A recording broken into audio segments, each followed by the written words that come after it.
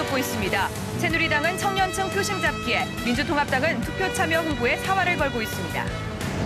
작업선 전복 나흘째를 맞아 대대적인 민관 합동 수색 작업이 펼쳐졌습니다. 해경은 현장 소장을 업무상 과실치사상 혐의로 입건해 조사하고 있습니다. 남구 삼산동 상가 1층 노래방에서 불이 나 5천만 원의 재산 피해가 발생했습니다. 목재 장식물이 불쏘시개 역할을 하면서 불이 5층까지 번져 피해를 키웠습니다. 시동을 켜놓은 채 차에서 잠을 자다 엔진 과열로 불이 나는 상황을 재현한 실험이 실시됐습니다. 현장 취재했습니다. 한수원 직원들에게 7억 원의 뇌물을 준 원전 납품업체 대표에게 징역 4년이 선고됐습니다. 법원이 플랜트 노조의 복면 폭행은 계획적인 범행이라며 노조 간부에게 실형을 선고했습니다. 대다수 울산 시민들은 현대자동차 비정규직 노조의 철탑 농성이 잘못됐다고 생각하는 것으로 나타났습니다. 시민 여론조사 결과 분석했습니다. 울산 공업센터 지정 50주년을 맞은 올 한 해 울산은 테크노 산단 조성 등 미래 성장 기반을 확보했습니다. 울산시정을 되돌아봤습니다. 여러분 안녕하십니까? 12월 17일 월요일 UBC 프라임 뉴스입니다.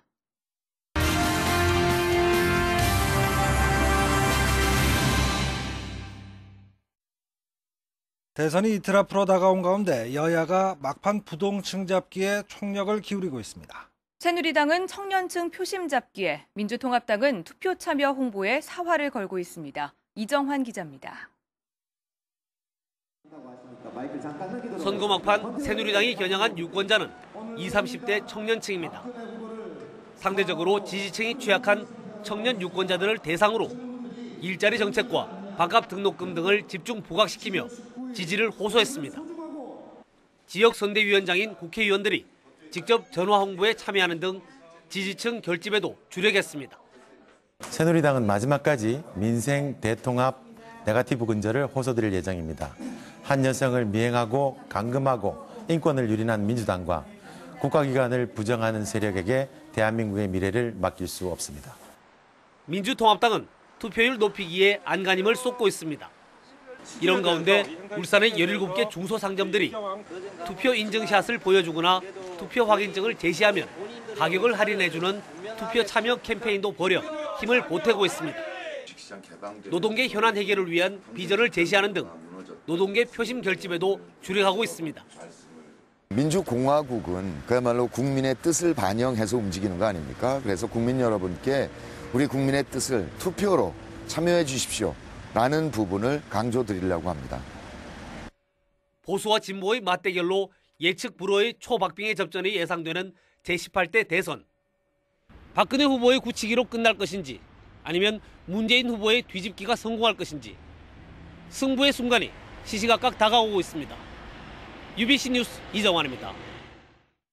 통합진보당 울산시당은 오늘 기자회견을 갖고 이정희 후보의 사퇴는 진보적 정권 교체를 위한 용단이라고 밝혔습니다. 통합진보당은 오늘부터 선거일까지 사흘 동안 투표 참여 캠페인에 모든 당력을 집중시킬 계획이라고 덧붙였습니다.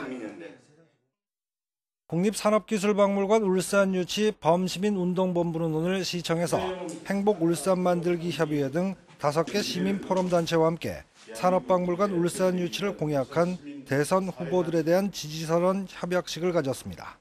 이들 단체는 두 유력 대선 후보 모두 울산 유치를 공약화한 데 대해 지지를 보낸다며 정부의 울산 유치 조기 결정 등 4개 항을 결의했습니다. 대대적인 민관 합동 수색 작업이 계속됐지만 실종자 5명의 행방은 찾지 못했습니다. 해경은 안일하게 대응하다 화를 키운 현장 소장을 입건해 수사하고 있습니다. 김규태 기자입니다. 지난 14일 전복된 석정 36호의 실종자들을 찾기 위한 수색 작업이 이어졌습니다. 해경은 경비함정 22척과 헬기 넉 대 등을 투입했고 유관기관 공무원 500여 명은 해안가 수색에 나섰습니다.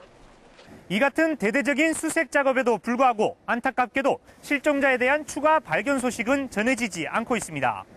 침몰된 작업선에서 흘러나오는 기름을 막고 기름을 옮겨 싣는 작업과 함께 작업선 인양을 위한 준비도 시작됐습니다. 상부 구조물들이 어떤 부분이 파손되고 손상이 되어 있는지 이런 상태를 상세하게 조사를 해야지 어떤 위치에다가 크레인을 걸고 이런 방법들이 나옵니다. 이런 가운데 이번 사고는 현장에 안일한 대응이 부른 인재라는 지적이 나오고 있습니다. 울산해상교통관제센터가 석정 36호에 꼬인 앵커 체인을 절단해 피항할 수 있도록 하라고 지시했지만 석정호 현장 소장이 이를 무시한 겁니다. 자전거기만 봐도 괜찮습니다 하는 게 관계나 저 하는 걸 가면 자꾸 요구하는 걸 안심시키기 위해서 그런지. 인명구조 요청도 하지 않았던 것으로 드러났습니다. 소장이 그럼 우리 인명이라도 좀 구조해달라고 하면 해결이죠. 그래죠. 해결하죠. 했지요. 당연히. 생각 안 해봤어요. 왜냐하면 자꾸 괜찮다 하니까. 합동 분향소에 모인 피해자 가족들은 대피할 시간이 충분했는데도 사고를 막지 못했다며 분노했습니다.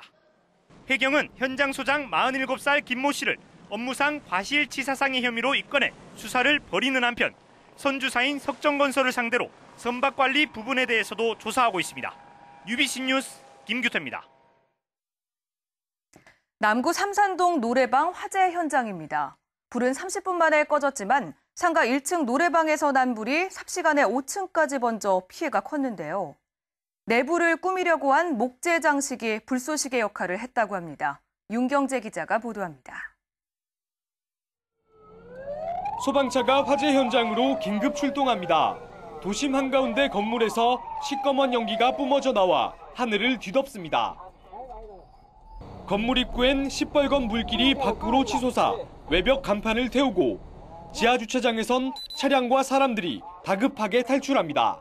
1층 여기 있고 저 아저씨 있잖아. 저기서 막 연기가 나오고 막 그리고 옆에 막 연기 불 금방 붙더라고 한 5분 사이에. 노래방 건물에서 불이 난 건 오늘 아침 8시 17분쯤 전기 누전 때문으로 추정됩니다. 3일 전부터 이상 기류가 나타났습니다. 건물역 전체적으로 불이 나갔다 이러더라고. 불은 30분 만에 꺼졌지만 2층 주점과 5층 노래방엔 내부까지 화염이 번져 5천만 원의 피해가 났고 옥상 주택에 여성 1명이 고립됐다 구조되기도 했습니다. 1층 복도에서 시작된 불은 계단을 통해 순식간에 5층까지 번졌습니다. 일반 건물과 달리 노래방과 주점에 화려한 계단 목재 장식이 불쏘시개 역할을 해 화재를 키웠습니다. 방열 부분이 일정량의 열에 더 이상 견디지 못하고 목재에 연소가 되면서 연소 확대가 빨라진 걸로 추정이 됩니다. 경찰과 소방당국은 목재 장식이 법적으로는 문제가 없지만 화재를 급속히 번지게 할 수 있다며 각별한 주의를 당부했습니다. UBC 뉴스 윤경재입니다. 추운 날씨에 시동을 켜놓고 차 안에서 자는 경우가 간혹 있는데요. 여간 위험한 일이 아니라고 합니다. 서영만 기자입니다. 술에 취해 잠이 든 운전자가 가속 페달을 밟아 경찰 순찰차를 들이받습니다. 가속 페달을 계속 밟는 바람에 차량 바퀴가 제자리를 계속 걷돕니다. 만약 이 운전자가 가속 페달을 계속 밟고 있었다면 어떻게 됐을까? 소방당국이 실험을 해봤습니다. 승용차 RPM을 6천까지 올린 지 7분 만에 차 안에서 연기가 나기 시작합니다. 25분이 지나자 내부에 연기가 가득 차고 30분 뒤엔 엔진룸에서도 연기가 나기 시작합니다. 실험 시작 50분 뒤 엔진룸에서 불꽃이 튀더니 강력한 폭발음과 함께 불길이 차량을 뒤덮습니다. 편한 자세를 취하기 위해서 다리를 뻗다 보면 가속 페달을 밟은 상태에서 자거든요. 자다 보면 그 엔진 RPM이 상승하다 보니까 엔진 열이 차량이 운행할 땐 냉각을 하며 일정한 온도를 유지하지만 서 있을 땐 엔진 주변에 열이 1000도씨까지 상승해 엔진 오일이나 먼지에 불이 붙기 쉽습니다. 특히 공기가 잘 통하지 않는 지하 주차장 이러한 곳에서는 피해가 더욱더 확산될 실제로 지난달 4일 동구전화동에서 잠이 든 운전자가 가속 페달을 밟는 바람에 차량에 불이 나는 등 차량 화재가 잇따라 운전자들의 각별한 주의가 요구됩니다. UBC 뉴스 생만입니다.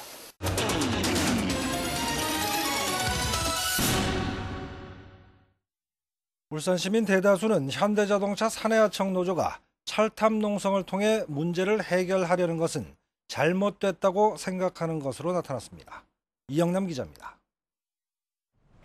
현대자동차 사내하청 노조가 철탑 농성에 들어간 지 2달 남짓. 회사 측이 3,500명 직접 고용안을 제시했지만 노조는 여전히 전원 정규직화를 요구하며 거부하고 있습니다. 울산상공회의소가 철탑 농성에 대해 설문조사를 실시한 결과 응답자의 63%가 이해는 되지만 방법이 잘못됐다고 답했고 18%는 불법은 무조건 안 된다, 10%는 정규직이 되기 위해선 불법도 가능하다. 7%는 불법이 아니라고 답했습니다. 비정규직 문제 해결 방안으로는 노사 간 대화와 타협이 72%로 가장 많았고 정치권의 중재가 11%, 투쟁을 통한 정규직화가 4%였습니다. 농성과 파업에 대한 견해는 철탑 농성을 먼저 풀고 협의를 진행하라는 의견이 61%로 가장 많았습니다. 대다수 울산 시민들은 문제의 조속한 해결을 위해서는 일단 철탑 농성을 해제를 하고 대화 타협으로 문제를 해결해야 된다고 의견을 표명했습니다.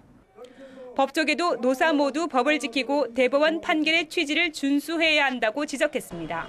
단체 행동을 할 경우에는 법에 정해진 절차와 방식에 따라서 행해야 하는 것은 물론이고요. 사용자 측의 경우에도 이번에 판결의 취지에 따라서 좀 더 전향적인 자세로 노동자들을 직접 고용한다든지 이번 조사는 울산상공회의소가 리서치랩에 의뢰해 만 19세 이상 울산 시민 1,018명을 대상으로 지난 7일부터 13일까지 전화 면접 조사 방식으로 실시했으며 표본 오차는 95% 신뢰 구간에 플러스 마이너스 3.1%포인트입니다.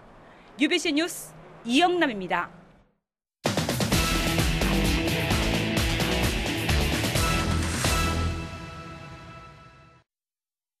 UBC 울산방송은 연말을 맞아 올 한 해를 되돌아보는 연속기획을 마련했습니다.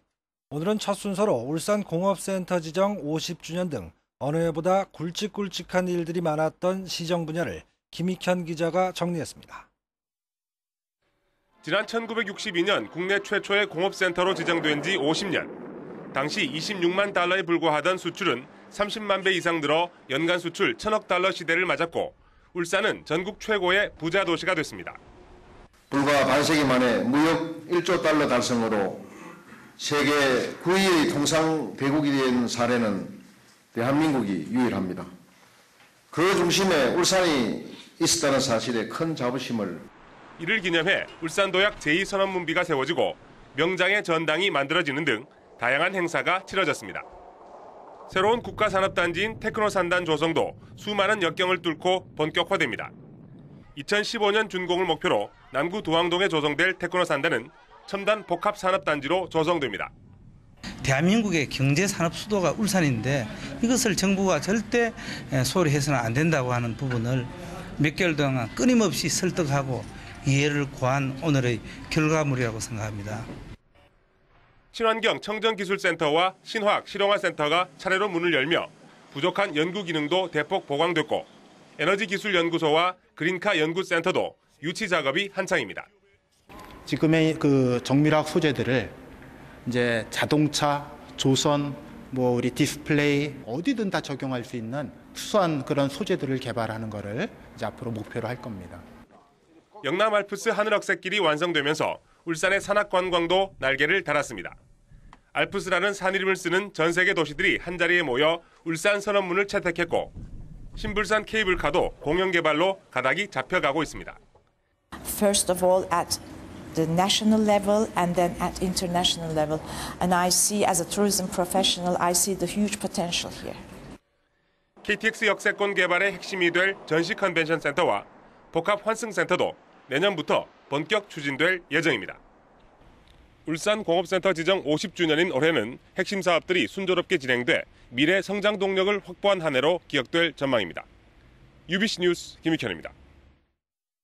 울산지법은 한국수력원자력 직원들에게 7억 원의 뇌물을 준 혐의로 구속 기소된 원전 납품업체 대표 53살 차모 씨에게 징역 4년을 선고했습니다.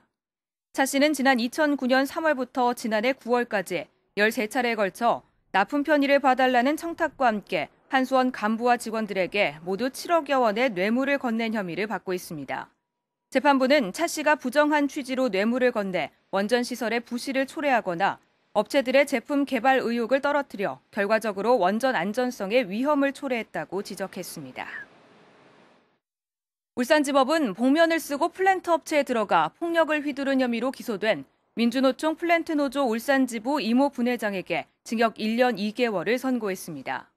법원은 또 조직국장 홍모 씨와 노조원 이모 씨에게는 각각 징역 10개월에 집행유예 2년을, 노조원 김모 씨에게는 징역 1년에 집행유예 2년을 선고했습니다. 재판부는 이번 사건은 지부장 등이 현장에서 지켜보는 가운데 벌어진 계획적인 범행이라고 밝혔습니다. 울주경찰서는 허가도 없이 법인 재산을 처분하고 이중장부를 만들어 거액을 횡령한 울주군의 한 레저기업 전 대표 42살 고모 씨에 대해 사전 구속영장을 신청했습니다. 고 씨는 지난 5월 울산지법의 회생 개시 결정에 따라 법정 관리인으로 임명된 뒤 법원의 허가도 받지 않고 채권자들에게 44차례에 걸쳐 10억 5천만 원을 임의로 송금한 혐의를 받고 있습니다.